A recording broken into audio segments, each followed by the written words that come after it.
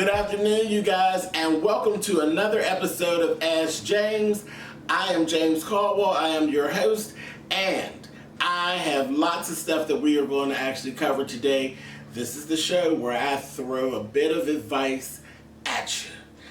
I'm so happy to see you guys here for our afternoon rendezvous. Let's get started. Now, the first thing that I'd like to do is to actually shout out two people. I have a really big thank you to Miss Blue and Miss Sly Sylvia Williams. They are both members of Chez Treasure, and during the premiere last week, they actually gave super chats. So thank you so much, ladies. I really appreciate it. Mwah! All right, now, generally on this show, I don't actually pre-read letters, okay? But I got a letter this morning at 7:16 a.m. and it caught my eye, and I said, okay, I needed to bring this. So I have actually reread this letter, but this is definitely something that I think it was urgent. It was urgent, and it needed to not find its way into my inbox. It needed to find its way over here onto the show so that I can actually respond to this face to face, if you will. Okay, so the title of the letter was Mom Passing. And I won't give the name. I won't give you the name, but this was the title of the letter. And the letter says this. It says, "Hey James, I know you don't know me from a can of paint, but I've been following you on YouTube for a while now. Your wonderful spirit and humor has always put me in a good mood that reminded me so much of my mom's. Well, she is a Capricorn just like you, born January the 8th. I don't want to ramble, but she just passed suddenly today. We were really close and I can't stop crying. I know this is not the right platform to ask for a little advice, but since you remind me of her, I wanted to just let you know that I love what you do. I don't want for much. I usually don't interact that much on YouTube, but your videos have really brought me joy. I hope to interact with you one day. My mother was everything to me, and I was everything to her.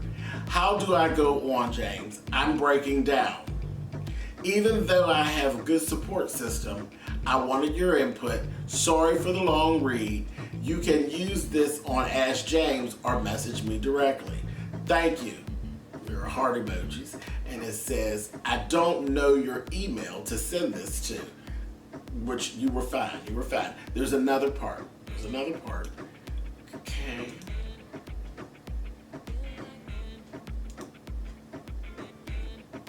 And she actually gave me pictures of her and her mom, and she looks just like her. She's beautiful. And it says, "Hey James, just to give you a little more info about myself, I'm 29, about to be 30 on June 30th. My mom was only 48 when she passed. I'm a flight attendant and I was away sometimes. I am having major guilt about being gone when she was sick. My grandma took care of her though. But I'm just happy that God found a way for me to come home early today to say my final words while she still had a pulse. I still can't get the image of them doing CPR out of my head. My heart is broken. I'm so lost, James." Okay, so this is heavy, very heavy, and it's so funny how your mom was born January 8th. I'm born January 9th, and some of my personality reminds you of her. So that is a good thing. That is a good thing. That is very flattering and very humbling, okay? And then June 30th is your birthday. My oldest child's birthday is June 25th. So just so funny, those dates there. But I say all that to say this. Everything that you're feeling right now is natural. Everything you're feeling is natural, and you're handling it. I know you may not feel like you're handling it well. You are handling yourself quite well, young lady, to actually be able to sit in this space and write me. You know, because I would be the furthest thing from your mind. You know what I mean? Or YouTube or anything. But if it's that I bring you joy, that's why I said, no, I'm not going to sit here and write an email. You said I bring you joy. So at some point, maybe not today, you may not see this today, but at some point you're going to see this. I wanted you to be able to see me and look at my face when I tell you, don't even worry about it. Don't worry about it. How you're feeling is all natural. It is natural. Now, I'm not going to sit here and tell you I know how you feel, because I don't. I don't know how you feel. You know, I have not lost my mother, but I was very, very close with my grandmother. And I lost my grandmother. It hasn't been that long, you know, just a little over a year I lost my grandmother. So I know what loss feels like, but a mother is something totally different. You still have your grandma. Lean on your grandmother. Do you understand? Lean on your grandmother. Your grandmother took care of your mother. Your grandmother is fully able to take care of you. You understand? Lean on your grandmother. Spend as much time. And don't feel bad about, you weren't off doing, you know, partying or doing anything that was bringing your mother grief. You were off, you were working, you were making something of yourself, which I'm sure was what she wanted for you. So don't feel bad about that. Don't feel bad about that at all. And you did. You got to say what was on your heart to your mother while she was actually still here. She heard you. She heard you. Same thing with me. I got to talk to my before. I talked to my grandmother the day before. I sat on the end of the bed with my grandmother at 6 p.m. She passed the next morning at 11 a.m. I got to talk to her. And that's a whole nother story. But this ain't about me. This is about you. But definitely, I just wanted to be able to talk to you directly where you could actually see me. And I say, hey, listen, I appreciate you.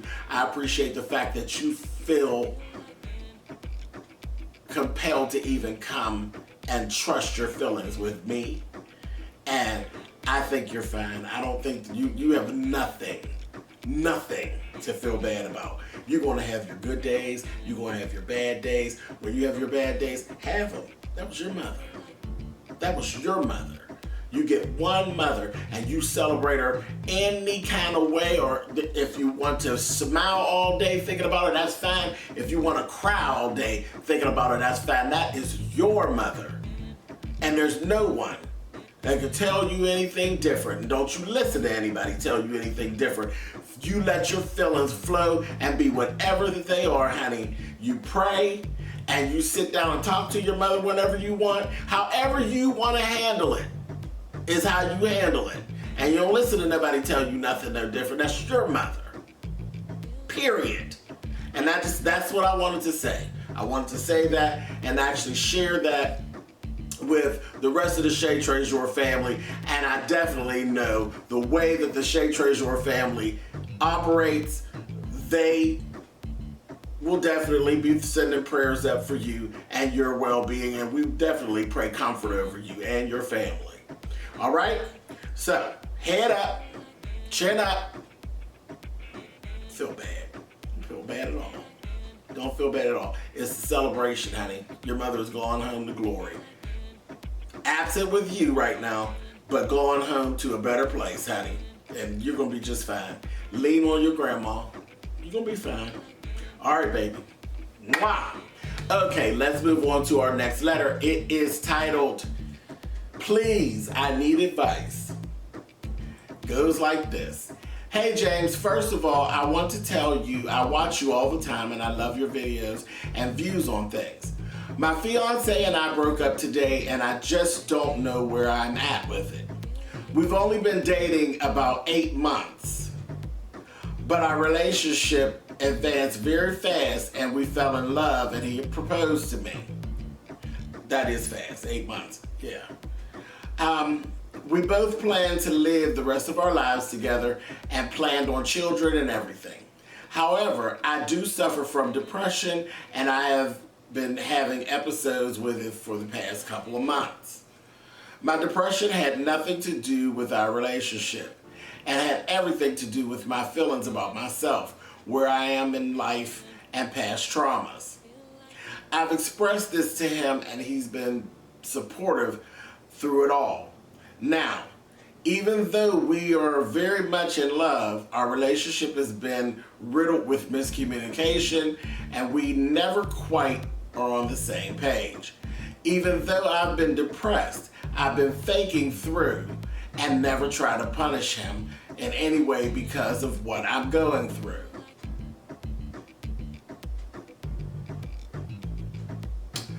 Okay, all right. Now you know what that look is. That look is I could probably stop now, but we're gonna continue on. We're gonna continue on reading. However, he expressed his frustration about how he feels I don't really talk to him about what's going on and that it's killing him. After mulling it over, I came up with the idea of separation. Not breaking up, but separation. I told him it was because I do have issues to work through. And while I do that, I would hate to watch it kill him. I even told him it's not necessarily what I wanted, but maybe it was for the best. Well, we literally argued about this for hours and hours, partly because he constantly said he was confused about how I felt that sometimes what you want and what is best can be different. He literally argued with me tooth and nail about how that doesn't make sense and made up his mind that I meant I didn't want a relationship. One of the last questions I asked him was, well, do you want to stay together or not? His response, I don't know.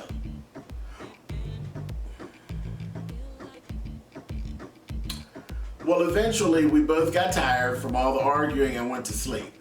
He ended up trying to have sex with me and I rejected, partly because we both needed sleep and partly because I didn't feel sex should be a thing when we didn't even know the status of our relationship. So today, we both went to work, relationship still in limbo.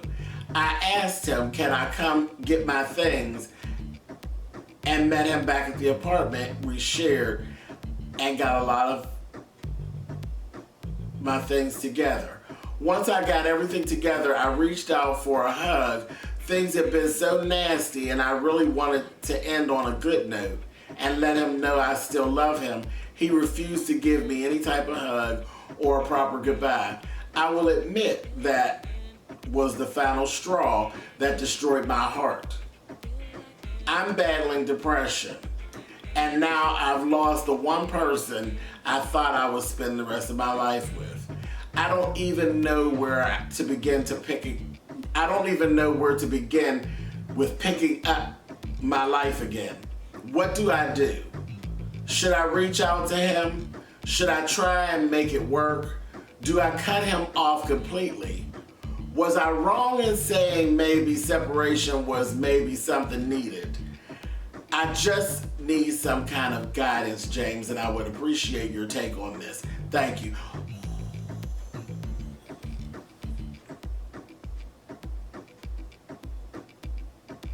Okay. I'm gonna tell you now that I'm gonna allow you.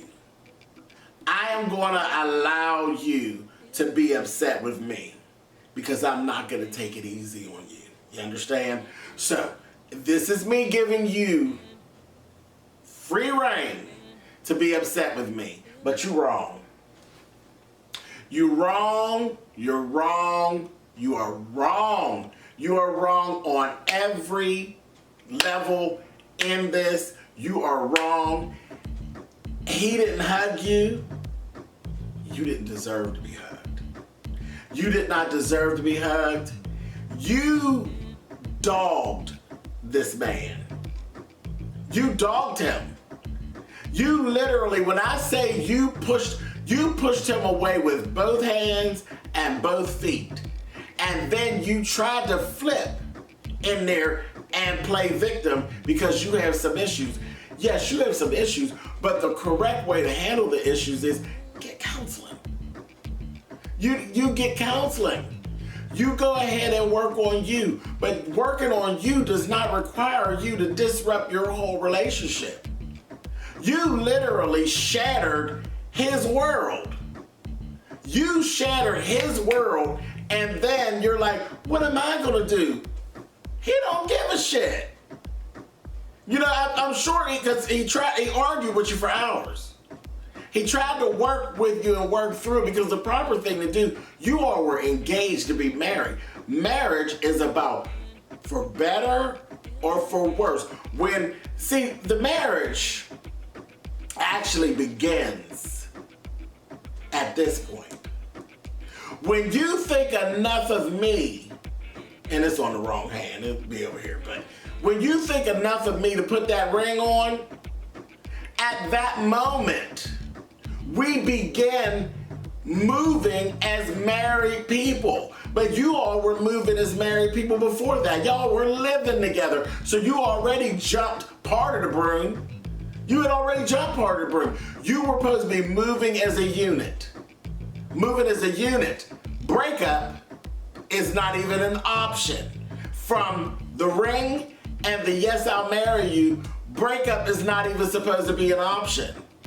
You break up when you just can't go no further. When you done all that you can do. You done been to the counselor. You done been down to the church. You done been to wherever. When you've done all that you can and you can't do anymore, that's where the breakup.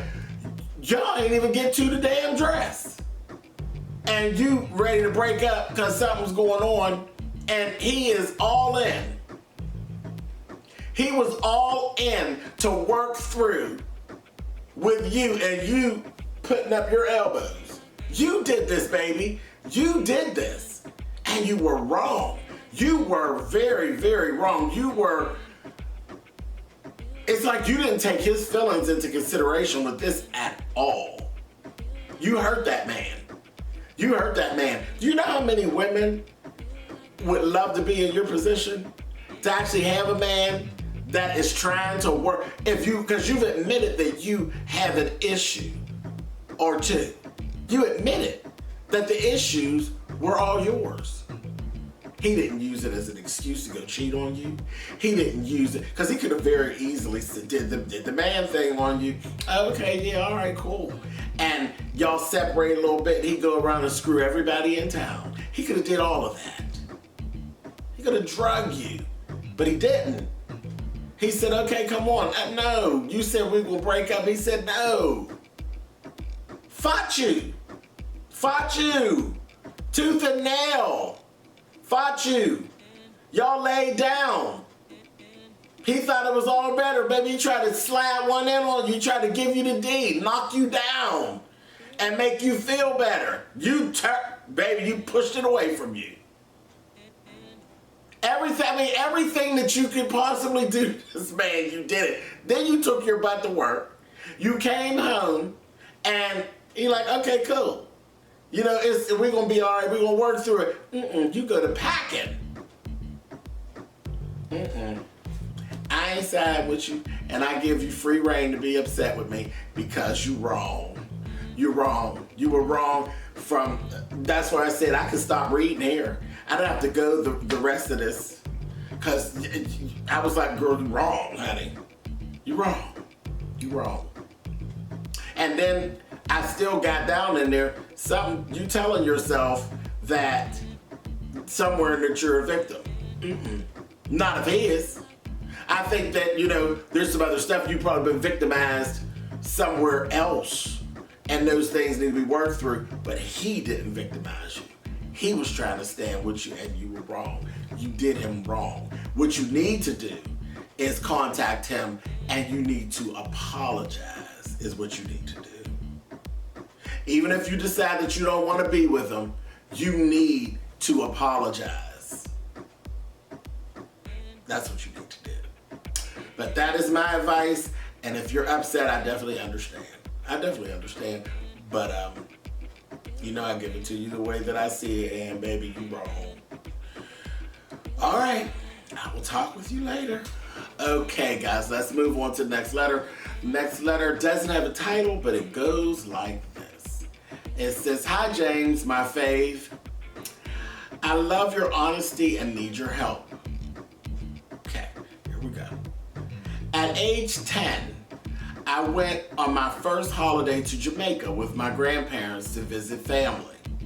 On this trip, there was a time near the end where one of my aunts had me staying with her at her house without the grandparents for a few days, as I really liked her and she had a son I could play with.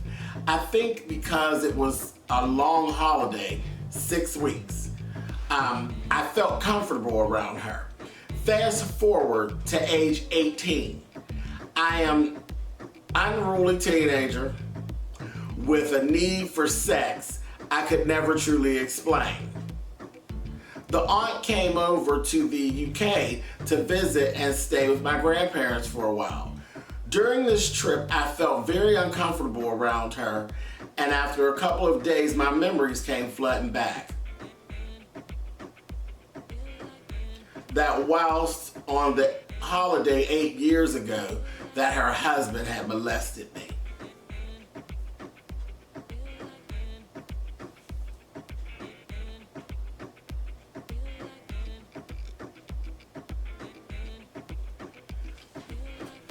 I can remember everything. I even recall her brushing her hair in the bathroom, talking to him whilst he touched me in the adjoining bedroom, hidden behind the bed, sat on the floor. I told my mom and grandparents, and I'm sure that conversation they had with her, I'm not sure what conversation they had with her, but I remember my aunt coming to me and apologizing. There was no more conversation about this ever.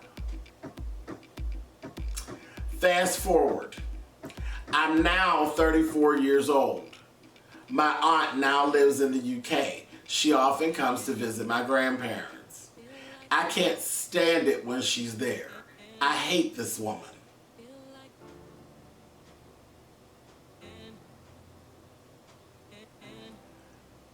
I don't know if she knew what her husband was like.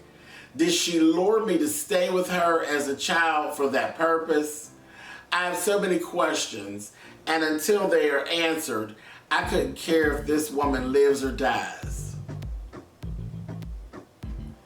My grandparents constantly tell me she said hello or she asked about you. I don't want to disrespect my grandparents, but how can I get them to accept that the mention of her name to me needs to stop? Please advise. Sorry for the length of the email. Okay, you know this is one of them touchy ones with me because I'm seeing displaced anger. I see some displaced anger, but I want to know, is your aunt still with her husband? Because she left Jamaica and she came to the UK. Is she still with her husband? Is that what the problem is? Because you didn't include that. So I can only, I'm going to be grasping at straws here. But I'm just going by what you wrote, and I hear you are angry as hell at your aunt. And you're a little perturbed with your grandparents. Are you mad at the husband? The husband is the one who violated you. Are you mad at the husband? Or are you putting all of that venom on your aunt?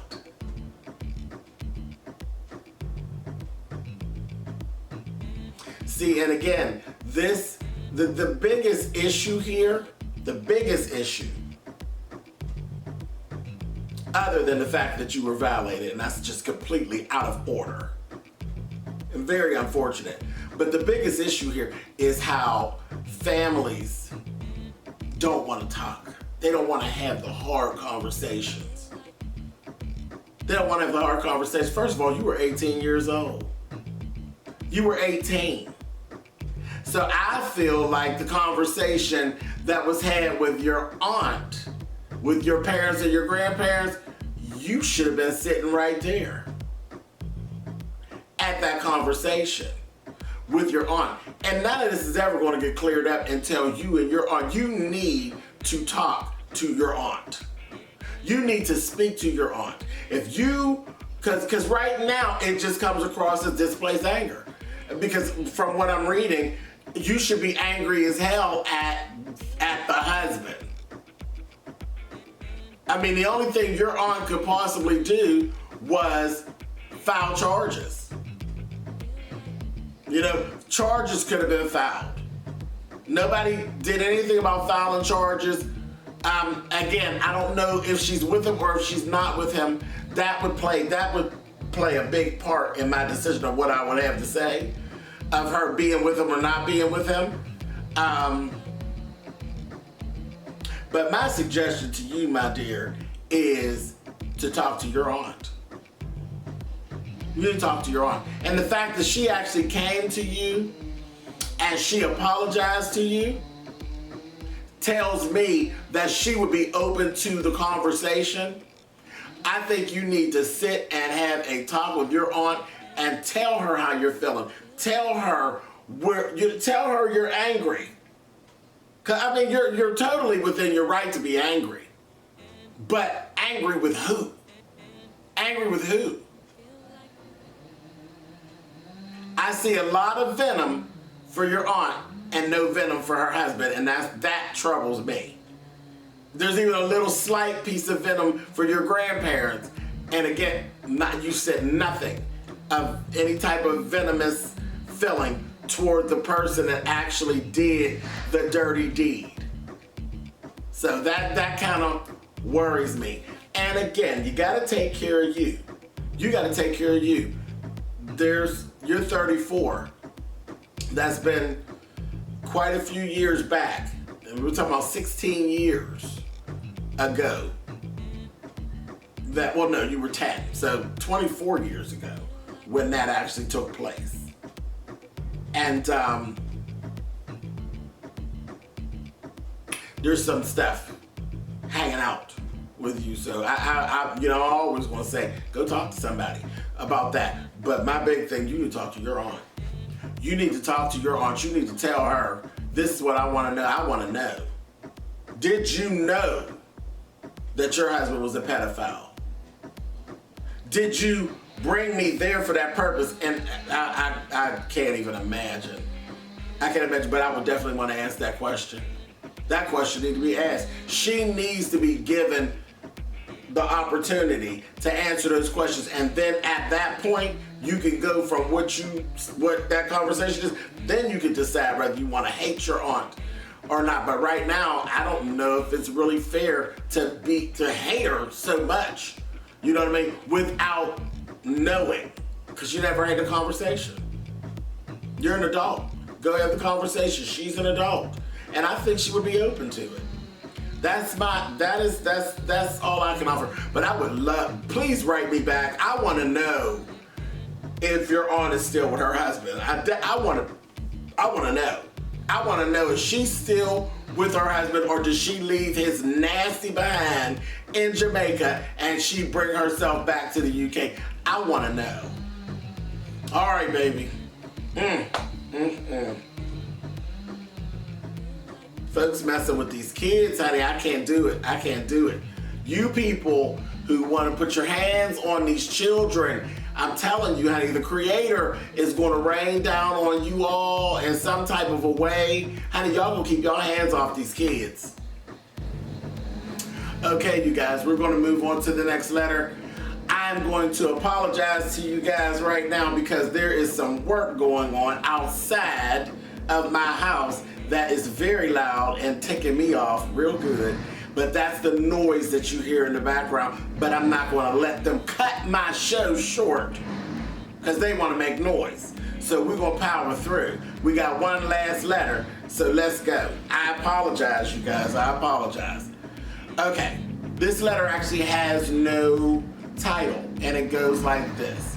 I'm a new subby, and I love your channel. I need some advice.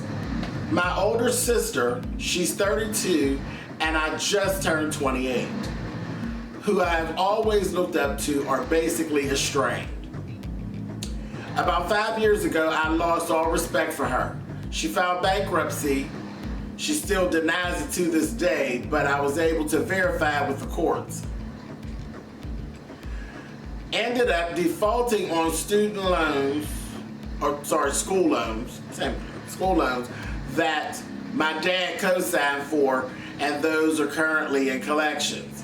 I ended up using all my life savings at the time, $20,000, to pay off part of the loan so that they would not take her and my dad to court.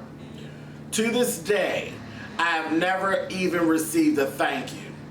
In order to make sure that she was paying her bills, she and I came to an agreement that she would transfer money into my account every month, and the money would then be debited out of my account from her loan places. She was doing okay, sometimes late, but okay with the agreement. But now she is always late, and I recently found out that she is 2 months late with paying one of the loans that I was not monitoring. I've sent her emails and texts with no replies. Since the original issue, my conversations with her have been limited. Basically, hi, bye, and where's my money? But now I feel like she doesn't even deserve that. In all honesty, if she wasn't my sister, she and I would never associate myself with her again. Am I wrong to feel this way? What should I do? Also, I'm recently engaged and feel uneasy about inviting her to my wedding. I say no, but my fiance says that I may regret it. Should I invite her to the wedding, and should she be a bridesmaid? Thanks. Money. Money is the root to all evil. Listen. Okay, I understand. I understand how you feel. And I understand that you are angry, and you have every right to be. You can afford to be angry. She can't. She is so totally out of order. She's so totally out of order because that you just don't do people that way. But it seems as though she pretty much screws up when it comes to these kind of things. I don't know if this is the first time that she's actually shown her irresponsibility and that kind of thing, but I have a hard time believing so. You all are sisters. She seems a bit self-centered. And I have a hard time believing that this is the first time that your sister has pulled something self-centered. Why you put yourself into that position, I will never know. It would have definitely been easier for you to let her and Papa, go to court. It had nothing to do with you. You came in there as Captain Save a Sister, and you got screwed. You got completely screwed. But again, I don't know you guys, but I have a hard time believing that this is the very first time she showed her self-centered side. But even with all that said, if you're just finding out, wow, my sister really only thinks about herself, is it worth really losing your sister about? No, it's money. It's money. You're gonna always make some more money. You know, I mean, you need to you put yourself into this to where you can't get out of it. You made agreements that you can't get out of. But I just don't feel like it's worth losing a sister over. I really don't. Because she's not, there's some people that will do things like this to you and then talk smack to you on top of it. She doesn't seem to be doing that. She's just a screw up. But she's your screw up. She's your screw up. You don't get gifted with other siblings. Your siblings are your siblings, no matter how screwed up they are. That is something to hold on to, because when it's all said and done, if your parents go Ain't nobody left but you and your siblings. So no, and listen, I have a sibling that is irresponsible. And it's not Chet. And y'all all know Chet all the time. I have an actual younger brother who, he is irresponsible, but he's who he is. He's who he always has been. He makes me angry as hell with the things that he does that don't make sense. I get angry as hell, but let me tell you something. I will take a rock and turn it over about that little boy. You understand? He ain't even a little boy. I call him a little boy, but he's like 43. But I'll take a rock and turn it over about him. I'm not trading my brother in for nobody. Do you understand me? And let me tell you, instead, I don't tell y'all everything. My brother makes me angry. Do you understand? There are times that I could wring his neck, but I wouldn't advise anybody else to try to wring his neck. You understand? So, no. This money?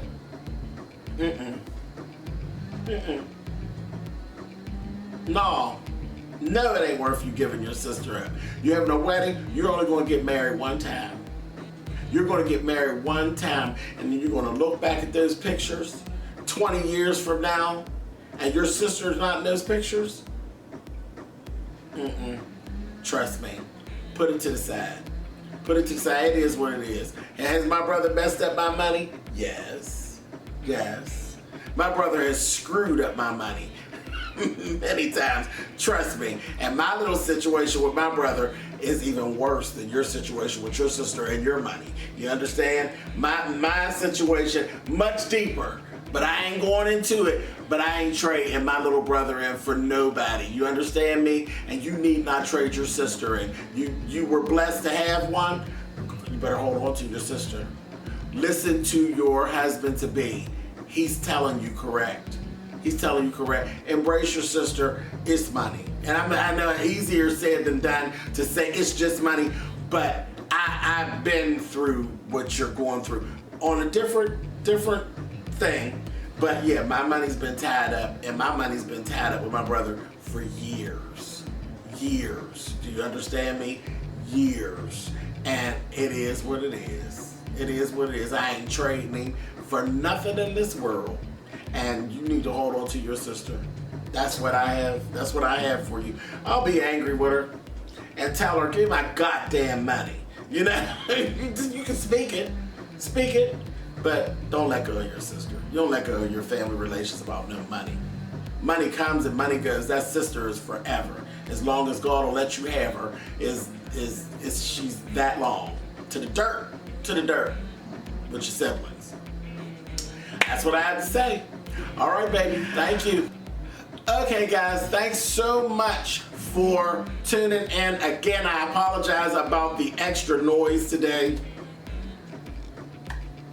But that is it. We did get through. We made it to the end of the show.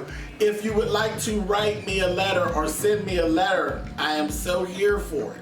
You can send a letter to James Colwell at P.O. Box 99432. That's Pittsburgh, PA 15233. Or you could actually send me an email to spillitboy@gmail.com. And we'll try to get to the bottom of what's going on, and I'll tell you what I think. All right, you guys, thank you so much for tuning in, and I will catch you next week. Mwah!